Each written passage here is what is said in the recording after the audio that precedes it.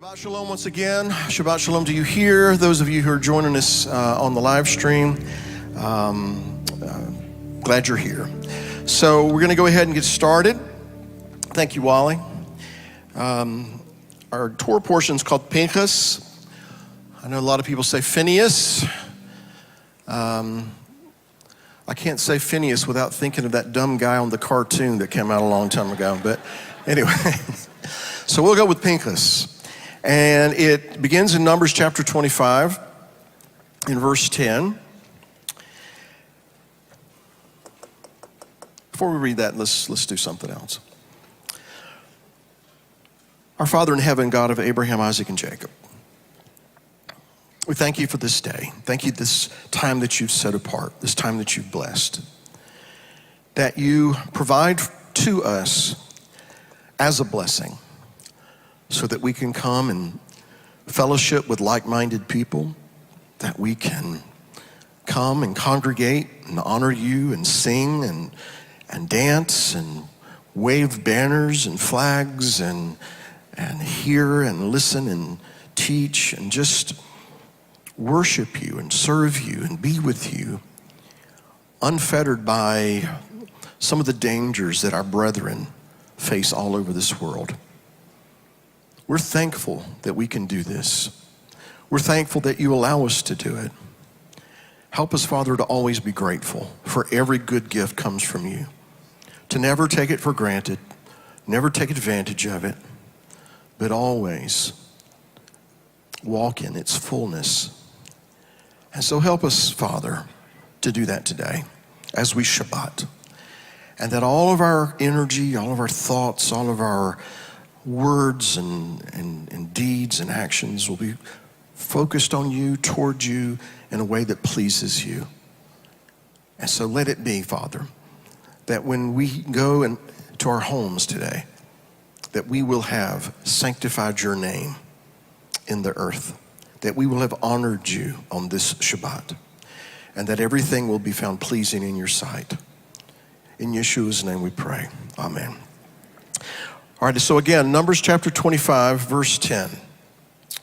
Then the Lord spoke to Moses, saying, Pinchas, the son of Eleazar, the son of Aaron the priest, has turned back my wrath from the children of Israel, because he was zealous with my zeal among them, so that I did not consume the children of Israel in my zeal.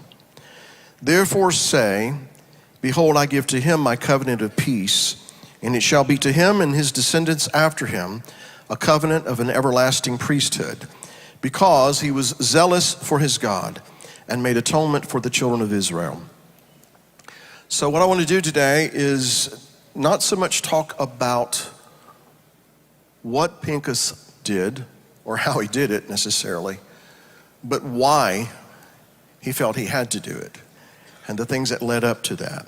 Because at the closing of the portion that we read last week, of course, Pinchas took a javelin and he went into a tent where an Israeli man and a Midianite woman were apparently having relations, but right near the door of the tent of meeting. And so all of that came as Israel was preparing to go and to execute those who had joined themselves to the Baal of Peor. We read about that in the last Torah portion.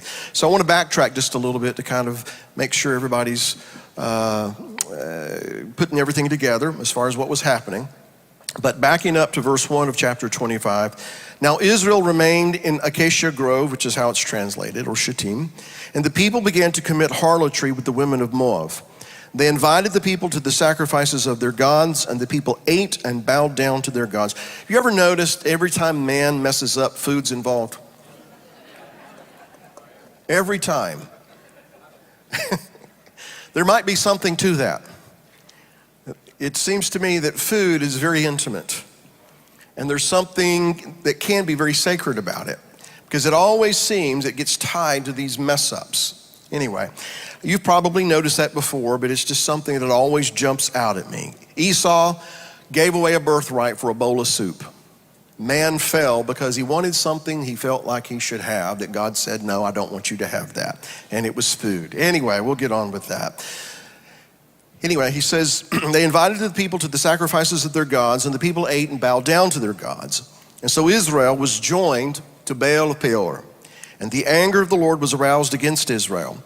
And then the Lord said to Moses, take all the leaders of the people and hang the offenders before the Lord out in the sun, that the fierce anger of the Lord may turn away from Israel. So Moses said to the judges of Israel, every one of you kill his men who were joined to the Baal of Peor. God is love, but he can get ticked off too. And so here's what he's telling them to do, basically, to impale the ringleaders who were guilty of joining themselves to this false god of Peor and committing this sexual immorality and eating things that were awful, offered to idols, and to hang them out in the sun, impale them, and to hang them out in the sun. And that is a punishment that is usually intended for criminals.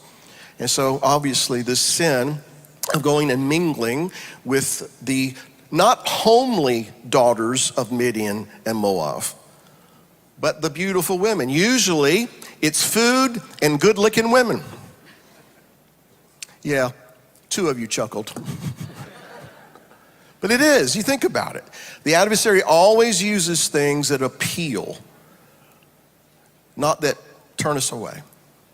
He's always been that way. So this sin was criminal, and it was worthy of a capital offense because it had such a deadly effect on the entire congregation. And so then, as the people were assembling at the tabernacle, weeping over the sin, weeping over the plague that was sweeping through the camp, and perhaps they were weeping over the fact that a very ominous task had been given to them, to the leaders, to go and put to death all of the ringleaders who were responsible for this great sin. Your brothers, your cousins, your friends, your neighbors. I would weep over that. And so as this is going on, everything comes to a head.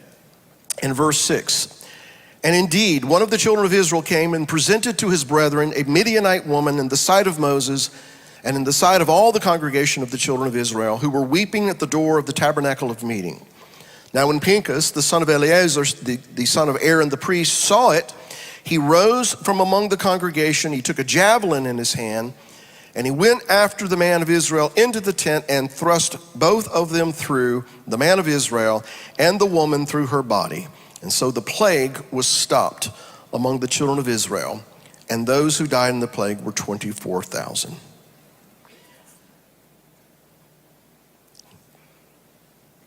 We can't do those kinds of things today, but I know that I shouldn't say every one of us. I know that there are people who, when you read this kind of thing, you probably have to fend off those thoughts that say, yeah, I can think of a couple of people I'd like to take a javelin to. Admit it, you've thought it.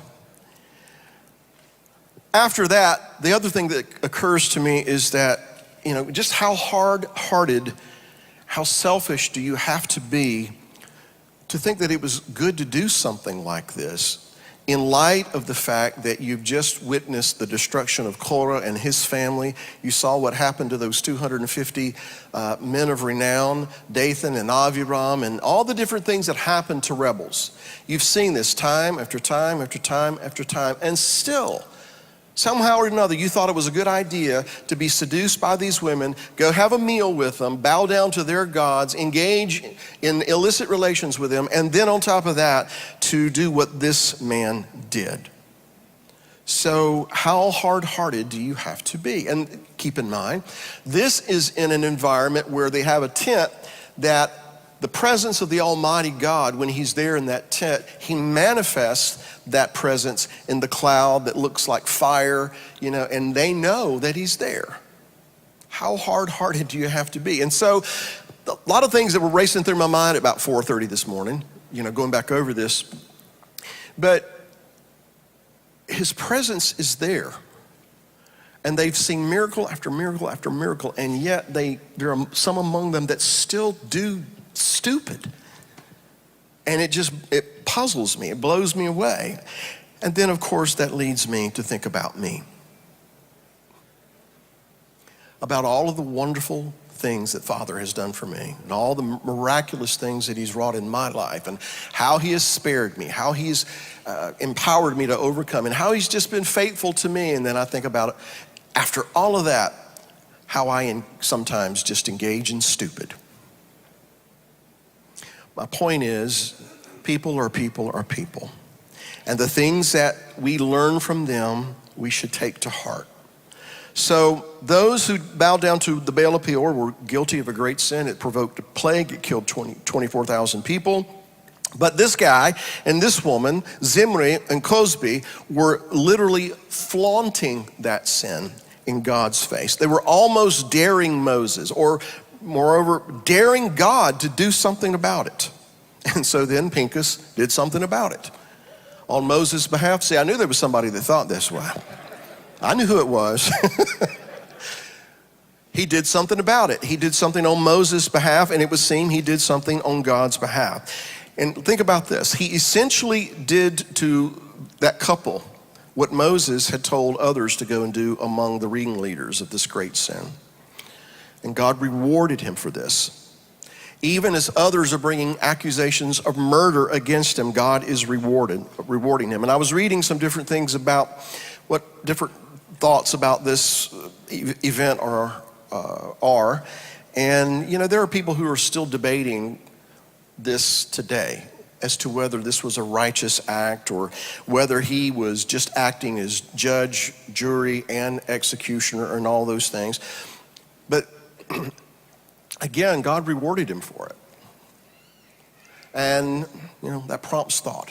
Why? What's going on here? By the way, you know, Moses kind of did the same thing too back in Egypt.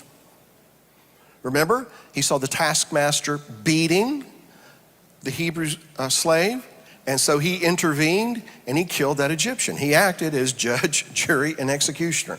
And I have looked and I've looked and I've looked and I have not found one thing where God said, Moses, you shouldn't have done that. Makes you wonder. Anyway, God applauds and even rewards the actions of Pinchas, and he commends his zeal, which leads us to believe then that a true zealot is someone who has a zeal for God, who has a zeal for God's house, and he's acting on behalf of the whole. In other words, Pinchas' zeal did not advance his own agenda. It was for the sake of the whole, because a plague is sweeping through the congregation. And if it's not stopped, we would presume what? That it would continue to take lives. And so he acts on behalf of the whole, not on behalf of his own agenda. And still though, it's hard for me, maybe others, to wrap my brain around this. It's difficult. He took the lives of 2 people, albeit these people were committing this very blatant sin in the eyes of God, in the face of God. So when you think about it at the end, in reality, because the plague was stopped, he saved more lives than he took. If you just want to do the math, he saved a lot more lives than those that he took. And I know that there are people today who would say, well, that still doesn't justify it.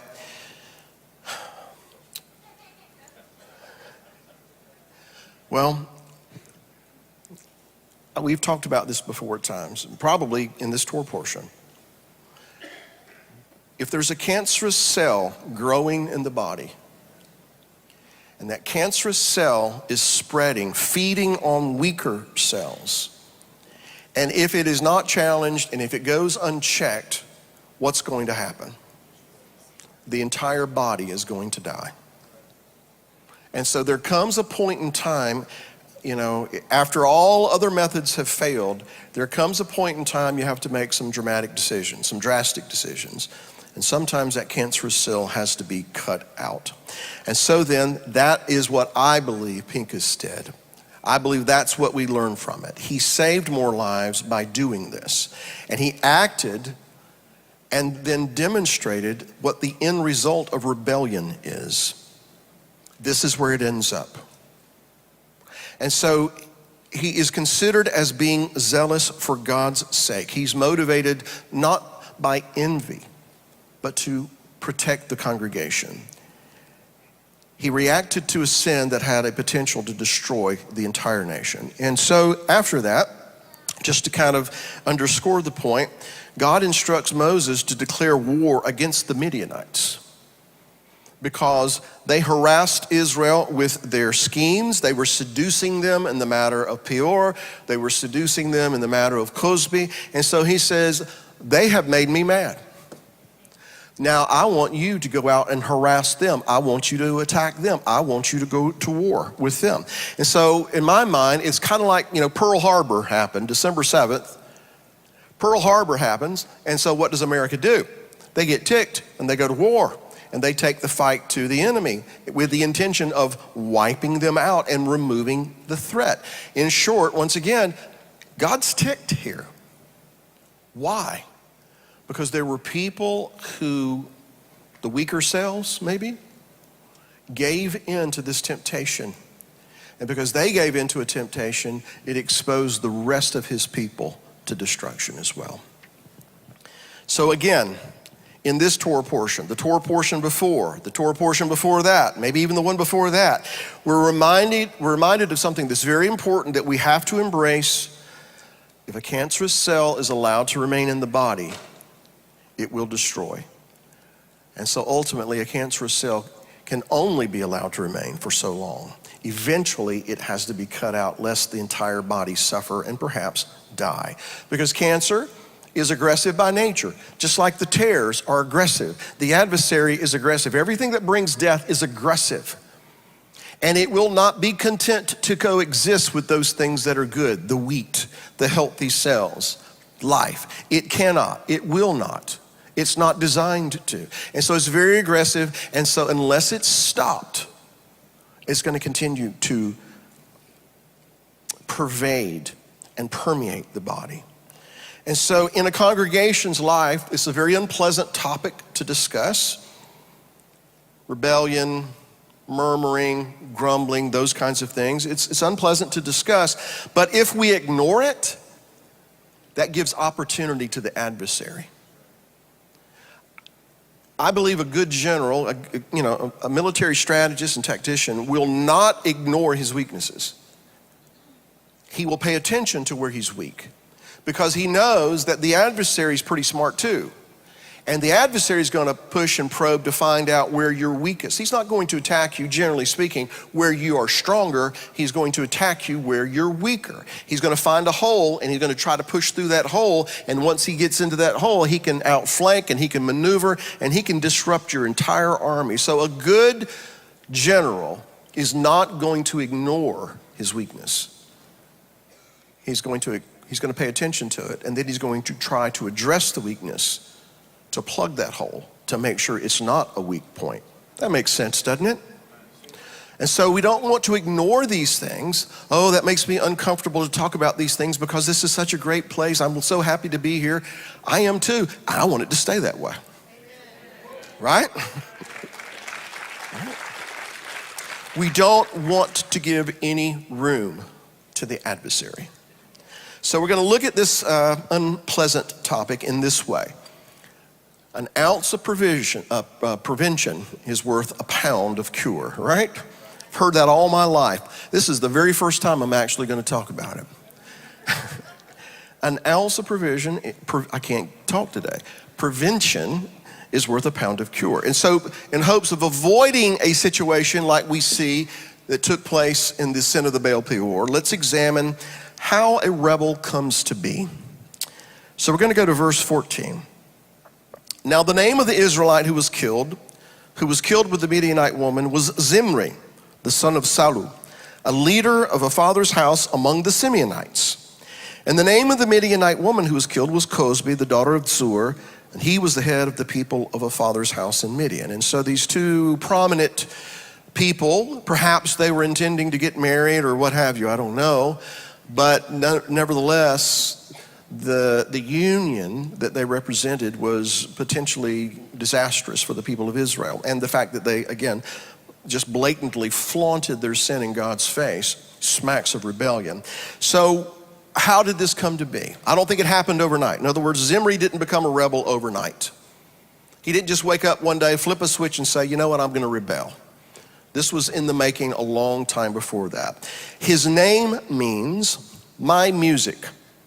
And it's related to the idea of singing. And I thought, oh, okay, that's kind of weird. Not sure what I'm supposed to make of that. But then as I got to reading and digging a little bit, that word, or the root word where we get his name from, also alludes to being a vine, a choice fruit, and get this, a pruning. I thought that was interesting. By the way, Cosby means my lie, L-I-E, or my deception. And so it seems to me that rebels always fall for things that are not true. They always fall for things that are deceptive, that are deceitful, and that are just outright lies. This man Zimri was of the tribe of Simeon. I found that to be interesting because Simeon is a tribe with a very checkered past, as they say. It has a troublesome history. Simeon, along with Levi, you remember, they went in and murdered a bunch of guys at Shechem because of their sister. They took them out. Jacob didn't say, oh, that's great, guys. He said, I got to separate you two boys. It's not good for you two to play together. People get hurt when you two play together. And so there's that. It's Simeon who's held by Joseph when the brethren are going to be sent back to Canaan. Simeon is held, and it's traditional that the traditional view is that because Simeon was one of the main people, one of the main ones who was trying to have Joseph killed. So he's apparently got a problem. He's got an attitude. He wanted Joseph dead. Simeon camped with Reuben on the south side, remember? And Dathan, Aviram, they were from the tribe, they were from that area. And all these people from Reuben rose up and they got all these 250 notable men. They joined with Korah, who also lived on the south side. And they are the ones who they generated and tried to execute this rebellion against Moses. So it just seems to me that Simeon has a history of getting in trouble, having a little bit of a bad attitude. So the point would be that Zimri's environment may not have been as healthy as others, may not have been as healthy as it would seem, particularly because he's one of the tribes of Israel. And so maybe it's that the past had created an environment where there were attitudes, there was a certain mindset, maybe there were words, maybe there were accusations that were flying around all of the time. We got done wrong and this was not right, and et cetera, et cetera. And you just kind of propagate that bad attitude, and you say things and you do things in front of your children and your grandchildren, and you have attitudes about things, and they get to hear you share all of those attitudes and just negative thoughts, et cetera. You understand what I'm saying? Things get passed down to our children. Things get passed down to our grandchildren, things that aren't necessarily good things. You know, I know that I inherited some things from my parents, good things and bad things. There are things that, my father's passed away many years ago. Well, not too many, but he passed away a few years ago. And I remember at the funeral, and I don't say this to be disrespectful to my dad. I loved him. I admired him in many ways. I respected him. I was afraid of him too.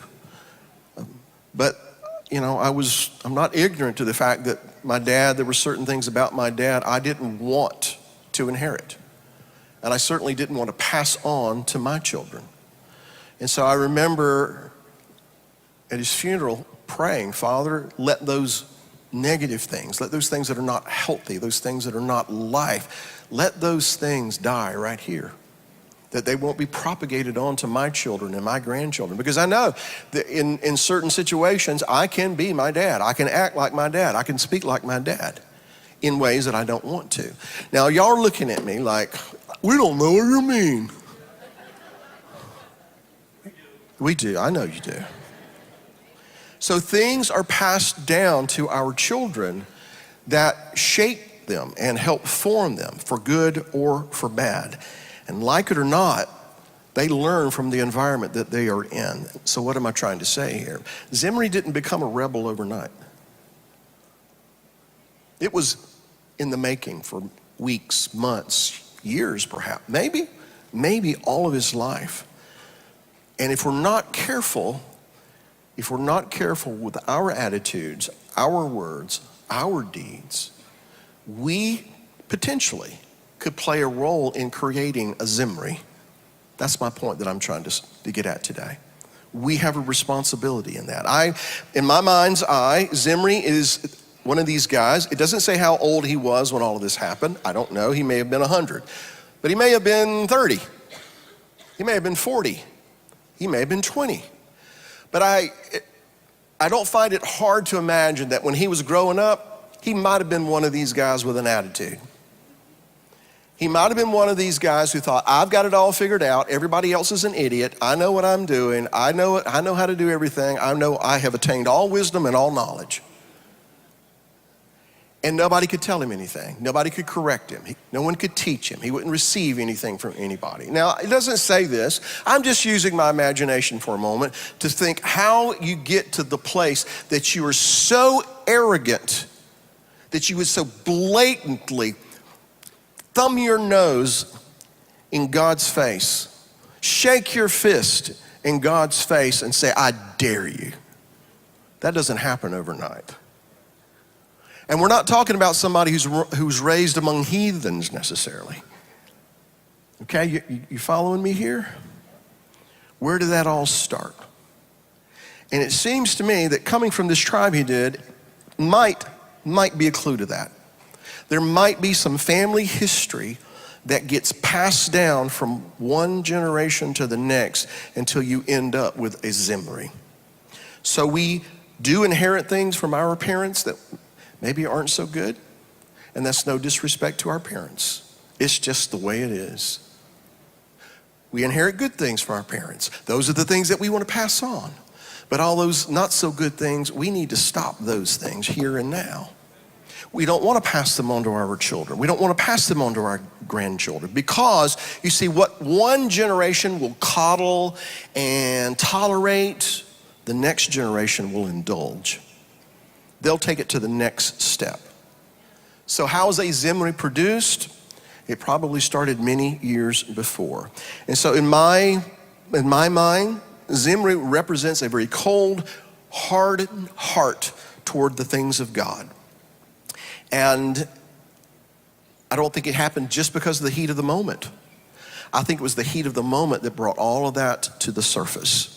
The pieces were already in place when the seduction of Peor occurred. And so here is something we need to keep in mind.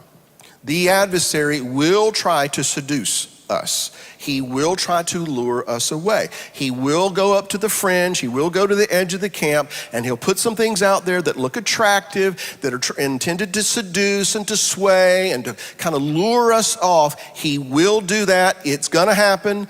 Mark it down. Let's not be the weak cell. Don't be the weak cell. Don't follow it. Let's learn from the history of God's people. Now, when all of this happens, where Zimri's concerned. Are y'all out there? All right, just making sure. It's hard for me to imagine that when Zimri did this, that he would have thought by doing this with Cosby, that he was going to his death. I don't think that was on his mind whatsoever. So in his rebellion, either he didn't care or he was incapable of discerning what was about to happen. That's hard. That's cold. In Psalm 10, it says this, that the wicked does not seek God. God is in none of his thoughts. And I have to think that as wicked as this was, the last thing on Zimri's mind was what God might do, how God would respond, or what God would think of this. It's also possible that he didn't think anyone else would do anything about it either. That goes back to the idea of this man being the kind of person that nobody can talk to them. Nobody knows what they're talking about. I know what I'm doing. I'm going to do what I'm going to do. I can't learn anything from you. You don't have anything to teach me. I have nothing. There's nothing you can say that's going to sway me from doing what I want to do. That kind of thing. And unfortunately, that kind of person is emboldened when no one does anything. My dad's been on my mind here the last few days, and so I want to use my dad in a positive light. I've told you this story, and I won't go through all the details again, but there was a point in my life, I was 19, I remember it well. I came in one night, having been emboldened in certain ways. Okay, I'll just put it that way. I was not in my right mind. And so I came in that night, and my dad engaged me in conversation, and I said some things that I would not have said if I had been in my right mind. But I said them, and they came flying out of my mouth, and I immediately knew I had crossed the line. My dad picked me up by my shirt, pulled me off the ground, pinned me to a wall so we could see face to face, eye to eye. He was about 4 or 5 inches taller than I, so I was about 4 or 5 inches off the ground. And he looked me right in the eye and says, "You think you're a man, don't you?" I said, "No, sir, you are the man. Please put me down and let me go to bed." Point is, he didn't let me get away with it. Because if he had, I would have done it some more. Because that's what we do. So I believe that maybe Zimri is thinking, nobody's ever stopped me before. Why should I think they're going to stop me now? But again, it doesn't say that. But maybe. Because that's typically what happens when people who are like this, who are so rebellious, are emboldened to do things that are so blatant and so flagrant as what this man did. So I believe that attitude is what prompts so much blatant rebellion today in our society. There are those who don't think anyone's going to do anything because in our godlessness, we don't do anything about rebellion. We don't. We let people march in the streets, burn, break, tear down, go lawless, and we stand back and watch because we don't want anybody to get offended. Or we don't want a lawsuit because there's an attorney out there who would get offended and he would take it to court. And we don't respond to these things. So we let this kind of attitude, we let this kind of action indeed go unchecked. And that's why we have so much trouble in our society, because we haven't done anything, generally speaking. And so that lack of responding to rebellion, it cultivates a mindset and it cultivates a lifestyle that pushes rebellion to the next level. In other words, what I'm saying is we haven't seen anything yet. It's going to get pushed even further than what it is. But it's going to do that, but at a certain point, God says, you know what, that's enough. That's enough. This is what he said in the days of Noah. That's enough. And in a manner of speaking, that's what he said to Zimri and Cosby. That's enough. Pinchas carried it out, but he was acting on behalf of God because we read it. He says, him doing this has stopped the plague because in my zeal, I was ready to wipe them all out. That's what he said. So things build, apparently, until it reaches a point where God is dared to act. And then he acts. So there's that. I thought about this as well. Maybe he took a Midianite woman right up to where Moses was to make a point. You see, Moses was married to a Midianite woman, challenging him. Only thing here is that Zipporah was not seducing Moses to bow down to other gods. So he made a grave error in judgment. He miscalculated this whole thing very, very badly. And so the lesson for us, be careful what we use for justification when we decide to do something.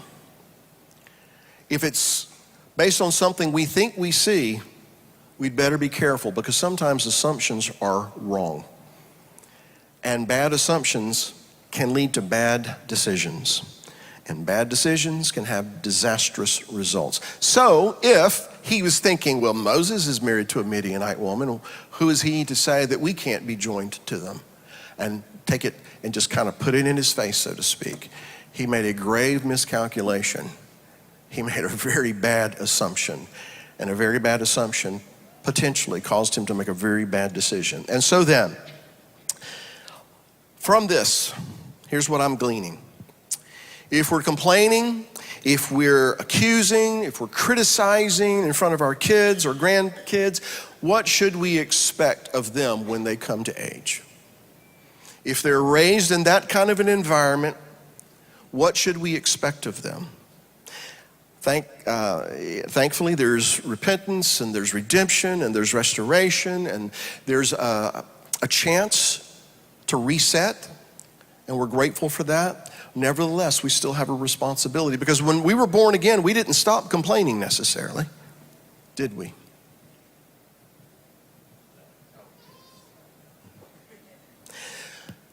What this generation will tolerate, the next one will take it to the next level, most likely. And so this reminds me of another interesting connection to another Pinchas, who was the son of Eli. You can read about him in 1 Samuel chapters 2, 3, and 4. He, along with his brother Hophni, it said that they were sons of Belial, and they did not know the Lord. And when you read the story, you'll see that they sinned in a very similar fashion as did Zimri, because they were having relations with women who came to the tent of meeting right in the very door. So a very similar situation, not exact, but very similar. In other words, they had a blatant disregard for God's house. They had a blatant disregard for his presence.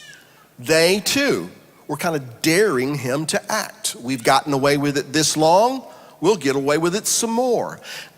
But when God did act, the punishment was very swift, it was very dramatic, and it may have been for them very unexpected, because they were carrying the Ark of the Covenant into battle when it happened. So I want us to consider then how rebellion is fostered. What sows the seeds of rebellion? And I'm looking at this and wanting you to look at it not as this is what's happening, but as let's make certain this doesn't happen. Let's glean the lesson. How is rebellion fostered? If you just go back through the recent Torah portions, here's what you'll see. We don't have the things we want. Food, water, this, that, the other. We don't have this. We need this situation, or we need that need or desire met. We need these things, and we don't have them. We used to have them back at the other place. We had this and we had that, but here in this situation, we don't have that. That's one thing. And then it went from that to, we don't like the leadership. Who does he think he is? We think we can do a better job. Bring it on. It went from that to, we'll choose another leader and he'll take us back to where we were, back to where we come from, because we don't like it in this situation. And why did God bring us this way anyhow? It's too hard, and I don't like it, and I won't do it. I'm paraphrasing, but that's what they said. And I can just as easily hear those statements in the 21st century. Just as easily. I can just as easily hear those statements in any congregation at any time, including the time in which we are now. So, they did all of that, and it built up to this. I will do whatever I want to, regardless of what God and others think. And you know what? I'll do it in front of them just to prove the point. And I'm going to drag others into it with me. I'm going to drag Cosby along, and we'll show them. If it gets to that point, and God is in our midst, the end of that can come very suddenly, very unexpectedly. So think about our society today, how we tolerate evil and how evil is feeding on the tolerance for evil, and how there's this gross disrespect for authority, and now consequently the authority is disrespectful to God. It just kind of feeds one another. And if certain behavior is tolerated in our society, all of society is eventually going to be affected in one way or the other, and that includes God's people. We're going to have to make decisions because the society has been infected with all of this. If we enable murderers, then the spirit of murder will spread. If we empower homosexuals, homosexuality is going to become pervasive in our society. And so pick your sin. Pick your transgression. When we tolerate it, if we tolerate it too long, it will feed and it will grow and it will permeate. It's that cancerous cell that unchecked, unchallenged, is going to spread throughout the body. And so let's consider the body of Messiah. Let's consider our congregation. If certain behavior is tolerated too long, it'll spread. It'll affect the congregation. Paul told the congregation at Corinth, and I'm going to paraphrase this, you've got a guy who is misbehaving very badly with his father's wife. And I'm not even there, and I can tell you what you need to do. Why do you allow this guy to continue in your congregation? You need to put him out, turn him over to the adversary, and maybe if the adversary gets a hold of him, then he'll correct his ways and turn back to the Messiah. I'm paraphrasing what he said, but that was his point. You let this stay too long, it's going to permeate the body and it's going to destroy. So going back to Zimri and Cosby and all of this that deals with the Baal of Peor, it is amazing to me that this kind of thing can happen when the Shekinah, when the presence of the Almighty is visibly manifested in their midst in the form of that cloud, that pillar of fire and that cloud. They know he's there. And yet this kind of thing can happen. And so if people are so brazen to do these kinds of things in that environment, what would they do if there is no pillar of cloud to tell them that the Holy One is in their midst? In other words, without a visible manifestation, people with this kind of rebellious attitude might be emboldened to rebel even further. But just because there is no pillar of fire or cloud doesn't mean that his presence is not here. Now, when I was a kid, I remember one time some folks praying that God would manifest in that way. And I kid you not, it's the only time I've ever seen this in my life. There was a mist that showed up in that tabernacle. And people didn't whoop and holler and do all that kind of stuff. They fell on their face like dead men. It was fearful. Let me tell you, and I was a kid, I remember that. I've never seen it before or since, but I remember that to this day.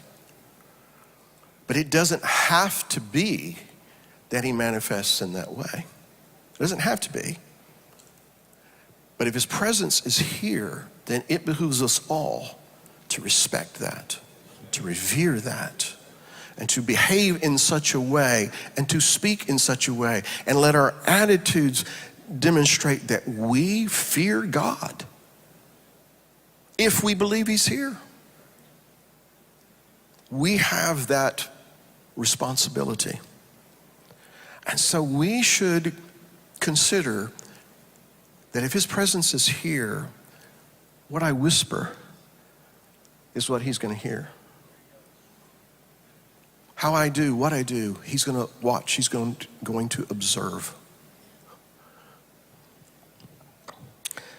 See, if we assume he's not here because there's no pillar of cloud or fire, and this is my point, faulty assumptions lead to bad decisions, and bad decisions result in disaster.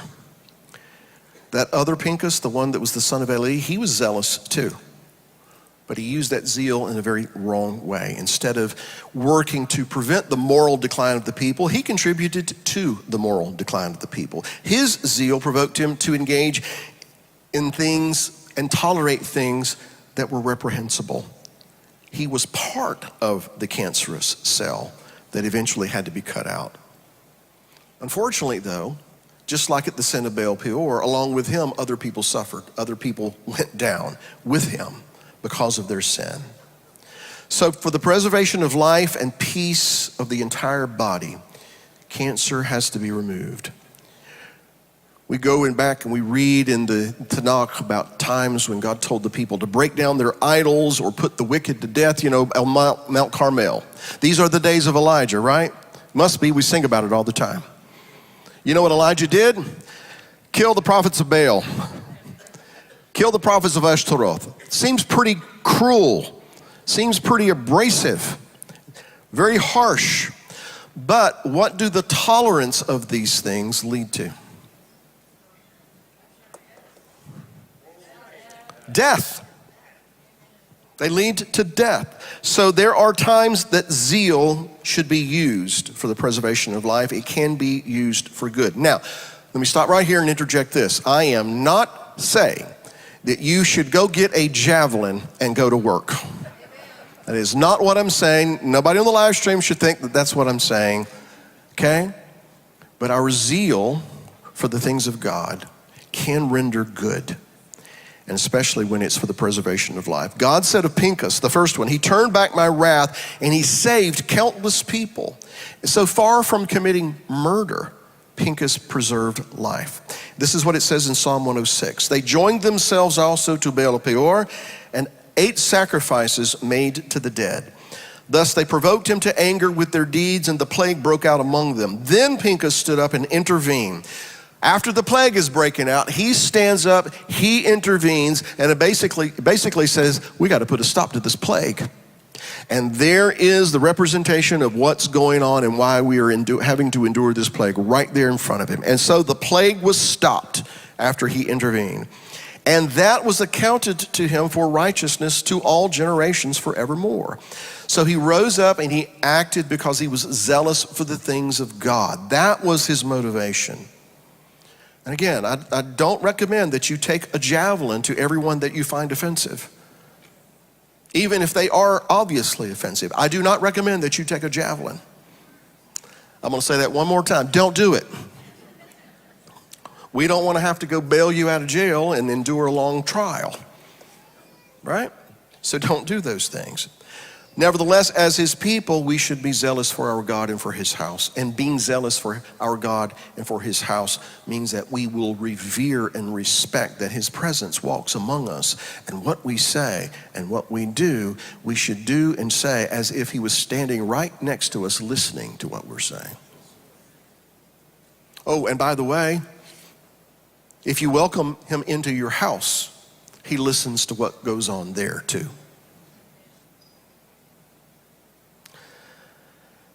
So we need to be zealous for his house, and especially when we see that some of his people are bowing to the ways of the world. Some people are weaker than others, and they are seduced by these things that come up to the edge of the camp and try to lure them away. And we have to protect, all of us have to protect what God has entrusted to us and to not tolerate rebellion. On the flip side of that, we need to be careful that we do not allow zeal for his house to pit us against his purpose. And how does that happen? How does that happen? Well, righteous zeal is an attribute of the Creator, and it should be emulated. Zeal is good when it is used for a good purpose and with the right motivation. But I believe that that type of zeal that we're talking about is always tempered with wisdom.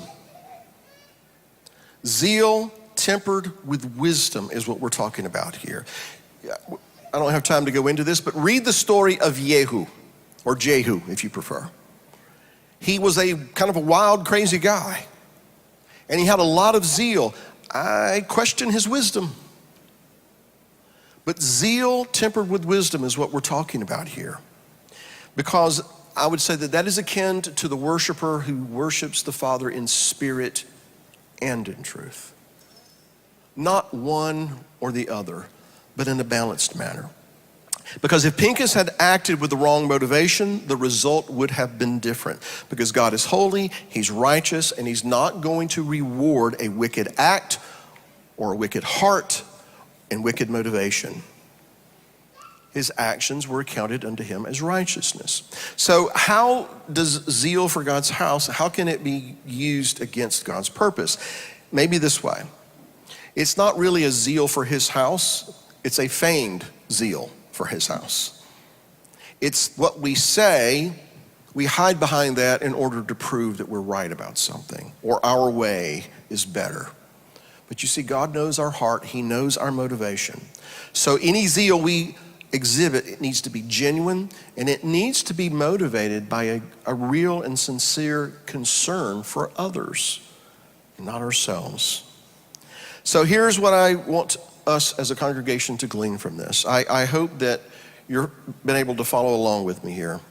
I hope you're hearing what I'm saying. And if you hadn't, I hope the Spirit will clear it all up for you. But here's what I want us to glean as a congregation. If, I want to circle, underscore, highlight that word. If we are part of something that God is raising up, then we're not just a place to come together and hang out with our friends. That's not what this is about. We're not just a place that we can come and hang out with people who think like we do. That's not the goal. That's a fringe benefit, but that is not the objective. We're not just a place where I'm given an opportunity to do the feast with people who think like I do. That's a fringe benefit, but that's not really the objective. That's not the real goal. You see, as an assembly, we do those things, but we're expected to grow, to mature, to leave things behind as we draw closer to Him, to die to more of us as we take on more of Him, because we are called, this congregation and every other congregation that the Father is raising up, we are called to be a kingdom of priests. We're called to be a holy nation, which is to say that we are not going to remain in the same place spiritually that I was yesterday. He's always going to be calling me, you, all of us together. He's always going to be calling us to come a little farther, come up a little higher, get burned a little more in that all-consuming fire so that more of your flesh dies away. So I hope you understand what I'm saying here. We're not just about being a fellowship where we can all come and hang out with our friends. If that is all you're looking for, I predict that in days and weeks and months, you're going to become very uncomfortable. You're going to become, if you're not already, you're going to become very uncomfortable. Because as long as the Father allows me and Beth to be in this position, we're not going to stay in one place. We're not going to just hang out where we've been. Because you see, He's not letting me do that. And if I can't do it, you can't either. I guess that means we're moving on. Strike the tents. All right. I hope you're hearing my heart here. And so, here's the part of it that I'm going to walk gingerly through. If that is making you feel uncomfortable, then watch out that you do not allow the seeds of rebellion to grow. Don't allow that discomfort to turn into something else. Because we're not just going to be a place that we come and hang out with like-minded people. We're not just going to be a place where we get to come together and do the feast with one another. We're going to be a place with the Father's help and as He leads, where we're advancing, we're moving, we're climbing, we're drawing closer to Him. And that is going to make us all feel very uncomfortable in our flesh. And so then if we are moving in that direction, if we're responding to the call, then know this, the adversary is going to pull out all stops to disrupt that. If that's what we're doing, if that's what we're doing, then the adversary is going to throw everything he's got at us. Everything. Accusation, discontentedness, restlessness, grumbling, murmuring, complaining, all of that stuff. He's going to throw it at us. And he's going to be looking for the weak cell. He's going to be looking for those who are on the fringe, just kind of hanging out on the edge to see if he can probe and make some inroads there. So here is what you should take from that. Don't be on the fringe. Don't be on the edge. We've already talked about this. Don't be the weak cell. Be the one that is strong and fights back when that intruder comes in, when he tries to probe and he tries to gain some ground. Be the one who pushes that down and resists that and fights it off. Because those who are on the edge of the camp tend to be the most vulnerable. That's what Zimri was, someone who was on the edge of the camp. To those who, I just wish we could kind of go back to the way it was. I wish we could just go back over to Inman and just be a few people and that's all it is. That ain't gonna happen, apparently. And besides, we're not supposed to want to go back to where we were. We're supposed to go to where the Father wants to take us. And I'm not talking about numbers of people. That's not what I'm talking about. I'm talking about where he wants to take us in our relationship with him as an individual, as families, and as a congregation. So that we can be part of what he's doing in the earth in these days. That we can be a light in the midst of darkness. That we can be that city on a hill that is not hidden, should not be hidden, but should shine for everybody to see it, including all the people who don't like us and hate us and wish we'd just shut up. We're not going to go back to that place. We're going to continue with his help to go to where he wants to lead us.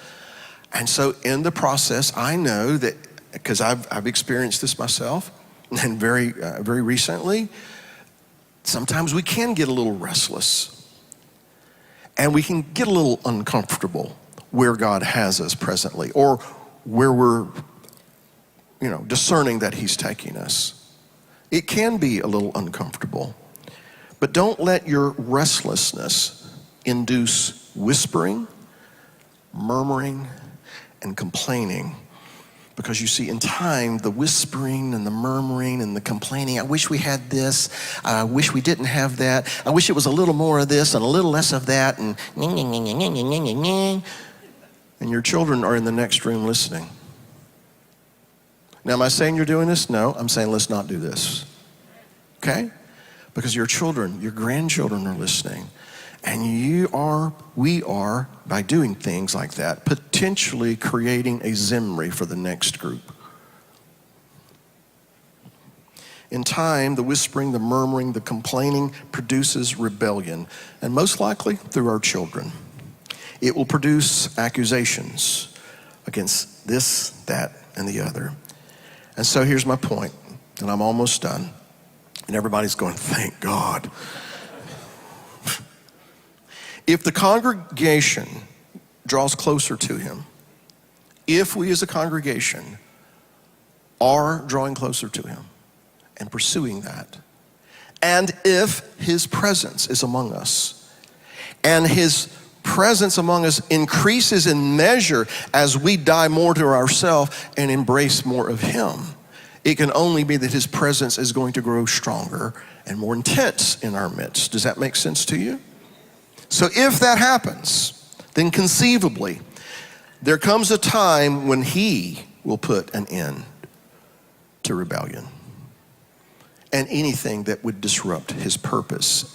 And so my point, I guess, here is, if this congregation is part of his purpose, then we do not want to find ourselves contending with him. That sounds like you're elevating this congregation. Nope. God doesn't need this congregation. God has chosen to use this congregation. God has chosen to use other congregations and other fellowships. And we want him to use us, don't we? That's what we're trying to elevate here. That's what we're trying to accentuate here. That if he is going to use us as a congregation as part of his purpose, then let's embrace the responsibility that comes with that purpose.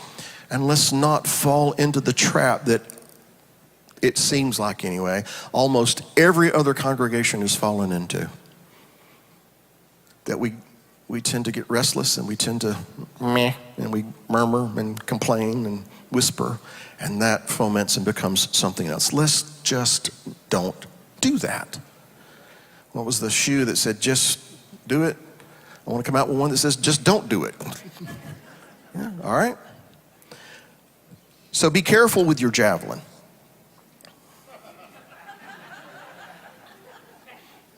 Be careful with your javelin. If you're Pinchas and you're acting on God's behalf, all right? And you know I'm talking figuratively here, right? But be careful with your javelin and who you throw it at. Because sometimes you might be throwing it at the wrong person. Have to think of Saul. He had a javelin too. He was anointed, he was the king, and he had a javelin in his hand. But because he was angry, because he was jealous, because he was threatened by someone else that God had his hand upon, and it was very obvious, he took that javelin and he threw it at that guy. And that's kind of how I want to leave this with you today. Saul threw a javelin at David, but David did not lift a hand against Saul. He said, I will not lift a hand against God's anointed. Because you see, David understood God put him there. It's God's role to remove him if he sees fit. And by the way, if there's a Saul in place and God put him there and he's not doing what he's supposed to be doing and he lets pride get a hold of him and he's, working against God's purpose, God has a way of removing Saul. God has a way of taking care of it. And David understood that. And so he said, I'm not gonna lift my hand against God's anointed. Because you see, David was a man after God's own heart. Yeah, with all of his warts and flaws, he was a man after God's own heart. He understood some very important things. He would not raise a hand against Saul, and because of that and other things and other ways he exhibited this heart after God, he was rewarded. God established his throne for all time, to the point that the Messiah is called Ben David, the son of David. So I'll leave it with you this way. Yeah, there are always going to be things that we don't like, things that we'd rather be, things we wish weren't, et cetera, et cetera. It's always going to be that way as long as we're in this corruptible flesh. Until the day we see him and we are made perfect, when we see him face to face, we're going to have these struggles. But let's remember, if you believe that God walks in our midst, if you believe that he's in our midst, then we need to respect and revere his presence, and we need to act accordingly. And we do not need to foment rebellion, we need to put it down. We need to rid ourselves of it. The things that come out of our mouth should be uplifting, should glorify and sanctify his name in the presence of our brothers and our sisters. And we should have a heart that is not ready to lift a hand at someone against someone else.